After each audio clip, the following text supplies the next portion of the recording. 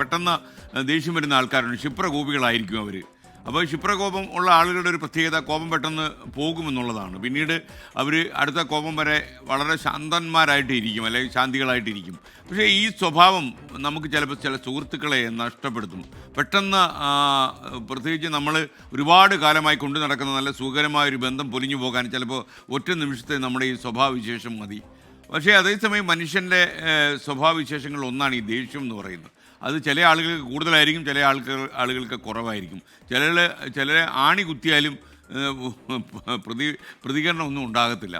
ചില ആളുകളൊക്കെ എന്നോട് പറയാറുണ്ട്, നിങ്ങൾക്ക് ഒരുപാട് ടെൻഷൻസ് അനുഭവിക്കുന്ന ഒരു കാലമാണല്ലോ, ഒരുപാട് ടൈപ്പ് പ്രഷർ നമുക്ക് ജീവിതത്തിലുണ്ട്. അപ്പോൾ ഈ പ്രഷറിൻ്റെ നടുവിൽ നമ്മൾ ജീവിക്കുമ്പോൾ ചിലപ്പോൾ പെട്ടെന്ന് നമുക്ക് മുൻകോപം വരും, ദേഷ്യം വരുമൊക്കെ ചെയ്യും. അതിന് യോഗ ശീലിക്കുന്നത് നല്ലതാണെന്ന് പറയാറുണ്ട്. എനിക്കും തോന്നിയിട്ടുണ്ട്, യോഗ ചെയ്യുന്ന ആളുകൾക്ക് അവർക്ക് കാര്യങ്ങളെ നിയന്ത്രണത്തിൽ നിർത്താൻ പറ്റും. നമുക്ക് മനസ്സും ശരീരവും ഒക്കെ നിയന്ത്രണത്തിൽ നിർത്താൻ കഴിയുന്ന ഒരു കലാഭ്യാസമാണ് യോഗ എന്ന് പറയുന്നത്. ഒരുപാട് മുൻകോപം വരുന്ന ആളുകളുണ്ടെങ്കിൽ അവർ യോഗ അഭ്യസിക്കണമെന്ന് തന്നെയാണ് എനിക്കും തോന്നുന്നത്. മാത്രമല്ല, നമുക്ക് കോപം നിരന്തരമായിട്ടുണ്ടെങ്കിൽ നമ്മൾ ചില കൗൺസിലിംഗ് ഒക്കെ നടത്തുന്നത് നല്ലതായിരിക്കും.